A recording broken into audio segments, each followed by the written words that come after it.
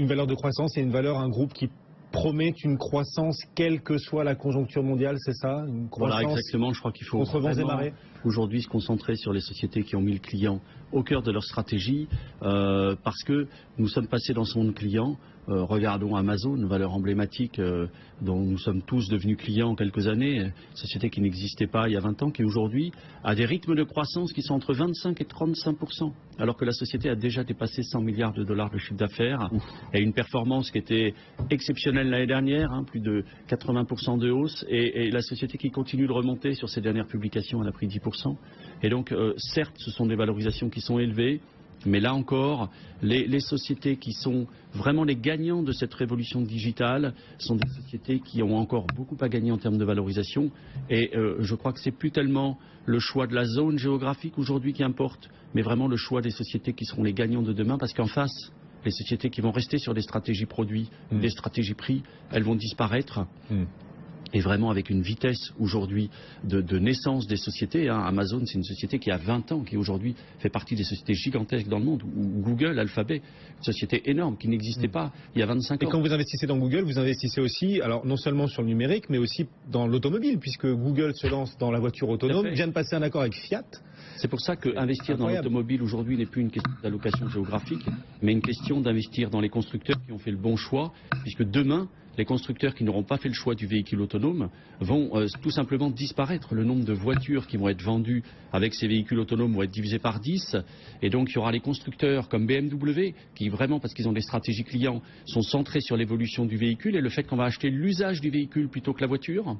Et puis d'autres constructeurs que je ne voudrais pas citer pour ne pas les fâcher un jour férié, qui eux sont encore à vendre des produits avec des campagnes de communication produits et qui eux risquent simplement de disparaître. Quelques Français notamment. Oublié de les citer. On nous dit aussi que les assureurs devraient a priori pas mal souffrir de la voiture autonome, évidemment. Oui, alors. L'assurance auto va s'effondrer. Imaginez que les véhicules autonomes, c'est 80% d'accidents en moins, et que pour certains assureurs, l'assurance automobile, c'est au moins 50% de leur chiffre d'affaires. Donc quand vous avez 50% de votre chiffre d'affaires qui baisse de 80%, c'est compliqué. Et surtout quand en face, vous avez Google, qui sait avant le mari que la femme est enceinte. Quand le mari rentre le soir, Google sait déjà que la femme est enceinte et donc lui a déjà proposé un contrat d'assurance vie, une assurance sur le logement, etc. Et donc les assureurs vont se trouver coupés du client s'ils ne font pas attention, et ils vont devoir absolument rétablir ce lien avec le client final à travers leur réseau d'agents, de courtiers, et ça c'est un gros travail. C'est vraiment votre dada, le lien de l'entreprise avec le client, parce que vous avez constaté, Jean-Sébastien, que les entreprises qui ont le meilleur retour client affichent aussi parmi les meilleures performances boursières. Il y a un lien direct entre le retour client et la performance boursière. Voilà, tout à fait. Nous travaillons depuis des années sur le lien entre satisfaction client et rentabilité des entreprises. On a lancé un fonds qui a dépassé ses 50, Steamrock, qui surperforme sa catégorie de façon très importante et qui investit sur les leaders en termes de satisfaction client. Et ce qu'on observe avec le temps, c'est que des clients satisfaits sont des clients fidèles, donc un actif client qui a tendance à être plus stable. Un client fidèle va nourrir le bouche à oreille. Ce sont des coûts de marketing en moins pour l'entreprise. Et le coût d'acquisition va baisser. Et puis surtout, le pricing power, un client qui est content, dont l'entreprise répond à ses attentes, va être capable d'acheter un produit sans être regardant sur le prix. Bon, voilà une façon originale d'aborder les marchés et de sélectionner des valeurs. Vous allez nous dire lesquelles présentent la meilleure satisfaction client et donc le meilleur potentiel de hausse selon votre façon de voir les marchés. Marc, vos choix de valeurs, de thématiques pour investir. Alors, je trouve que la démarche de Trust Team est une démarche intelligente et intéressante.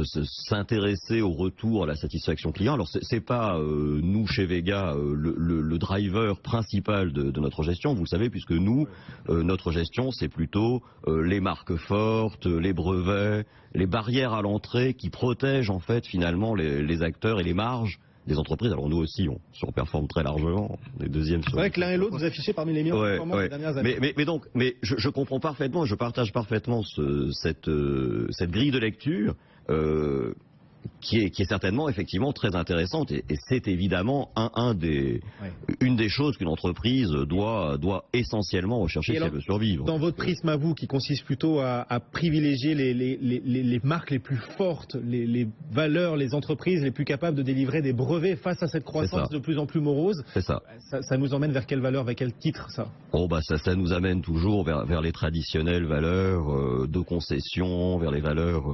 Là, en ce moment, par exemple, on est beaucoup beaucoup sur la construction, sur des Vinci, sur des FH, sur des valeurs comme ça. Pourquoi?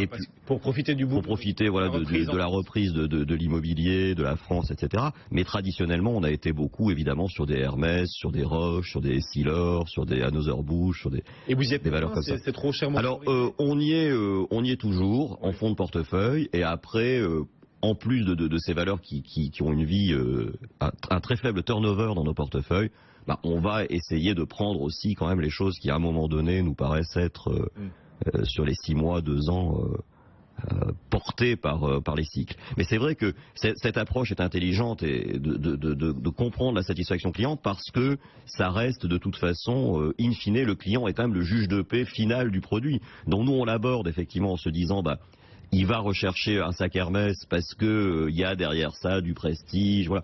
Donc c'est une autre forme peut-être de mesurer son attachement à l'entreprise. Alors face à cette croissance de plus en plus morose à l'échelle mondiale, vous avez l'un et l'autre deux stratégies complémentaires, on va dire. Et aussi la stratégie du rendement qui peut être intéressante, choisir des valeurs de rendement face à une croissance de plus en plus faible. Vous allez nous dire quelles valeurs présentent les meilleurs rendements.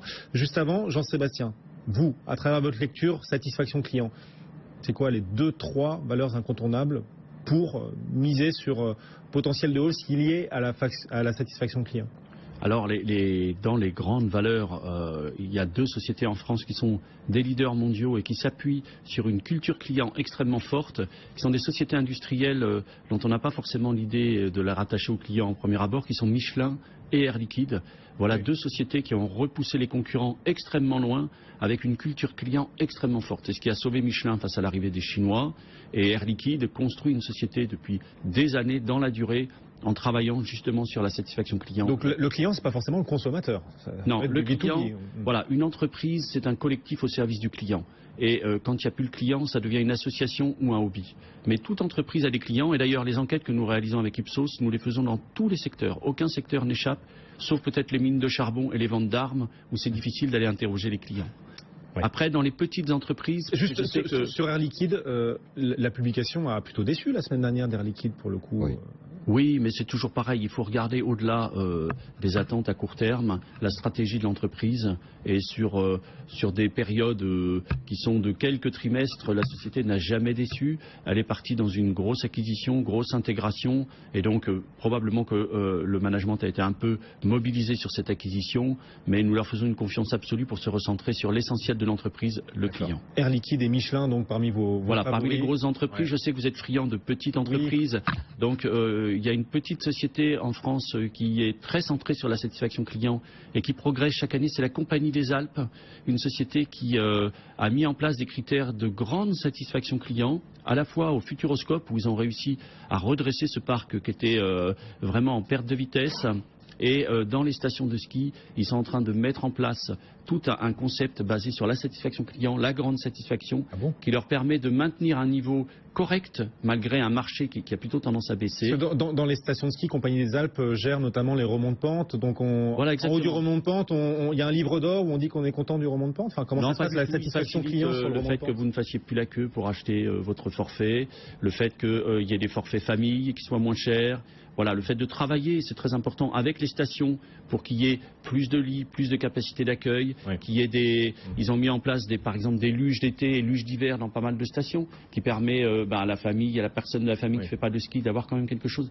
Ils sont à l'écoute des clients et ils adaptent ça sur la partie loisirs d'été, les parcs, le parc Astérix, le Futuroscope et autres, avec là aussi un redressement très important grâce à cette satisfaction client, donc une société qui reste sur des niveaux de valorisation pour le coup là très intéressants. Et puis on parle de transformation du monde, il y a une grande tendance et nouvelle pour les villes, dans l'urbanisme, c'est l'arrivée des téléphériques en milieu urbain, dont Compagnie des Alpes essaie aussi de profiter. Oui, alors pour l'instant c'est plus la cerise sur le gâteau, peut-être que ça apportera quelque chose un jour, mais on en voit de plus en plus à l'étranger. Voilà, ça arrive en milieu urbain, ça monte. On ne le voit pas en France, mais dans le monde, ça monte. On parlait de rendement, on arrive dans la période des détachements de dividendes. Le rendement, ça peut être une bonne façon aussi d'investir en bourse sans trop se faire d'illusions sur la croissance mondiale. C'est évidemment dans un monde de taux très bas et de rendement très bas. cette thématique du dividende, elle est intellectuellement très attractive. Parce qu'on peut se dire, voilà, les produits taux me rapportent plus rien, donc une entreprise qui a un coupon de 3, 4, 5, 6%, ma foi, au moins, si elle ne s'effondre pas boursièrement, ça a un intérêt. Je pense qu'il faut que ça reste, pour moi, je l'ai souvent dit, mais un critère parmi d'autres dans la sélection d'une valeur. On ne peut pas acheter une valeur uniquement parce qu'elle paye un gros dividende. C'est un piège. C'est-à-dire que si c'est une valeur qui, justement, n'a pas de croissance et qui est en train de distribuer son cash pour garder ses actionnaires, on l'a vu dans de très nombreux secteurs dans le passé, les banques ont joué à ça, la téléphonie a joué à ça, etc. Ça finit en général pas très bien. Donc oui, pour des valeurs qui sont des vaches à lait, qui produisent déjà...